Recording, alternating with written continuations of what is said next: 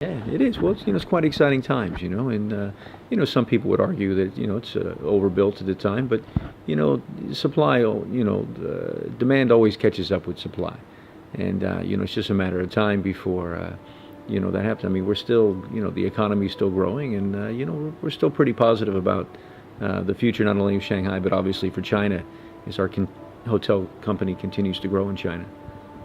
You've obviously got a fantastic footprint in China, and Shangri-La does very well in terms of targeting the both key big segments of business and leisure travellers. So this property is probably a good example of going after both markets and offering something for both. Yeah, absolutely. I mean, we've got great restaurants here. So as a spa and a health club. So as a leisure hotel based in the historic Jing'an district, on the end of West Nanjing Road, which is the premier shopping, place in Shanghai.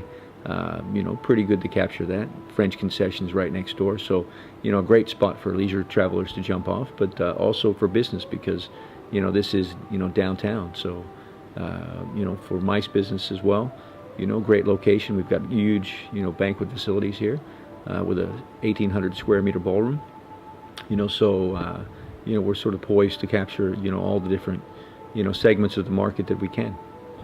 Heard a big group of Australians downstairs in the lobby earlier on today. I heard quite a few American accents up here this evening in the Horizon Club from a leisure perspective. So obviously international markets are playing a big role for you. It is, and it's picking up quite nicely. I think the Aussie market's always been strong in Shanghai, as well as the American market. And those two tend to be probably two of our biggest producers. You've got some flagship venues downstairs, I think probably for the group as much as they are for Shanghai itself. So tell us a little bit about your venues downstairs from a food and beverage perspective, and really what some of the keys to success will be with those venues. Well, arguably we probably have the best collection of restaurants just about any hotel you can ever find.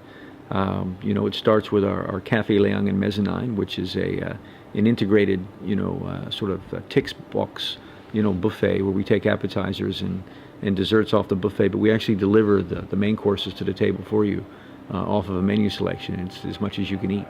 So that's quite unique. The upstairs of that outlet is Japanese a la carte, which is a very sort of modern cafe food, at a very nice price point, and I think at the end of the day we made that approachable because one of the successes in food and beverage in any hotel is making sure that you engage with the local community. And I think that's taken off quite quickly, and it's very, very successful for us. We have our Summer Palace, which is also a very unique proposition, because what we've done there is we have a very casual section which has dim sum and noodles in clay pots, and then we have a formal dining section for straight up fine dining, Cantonese.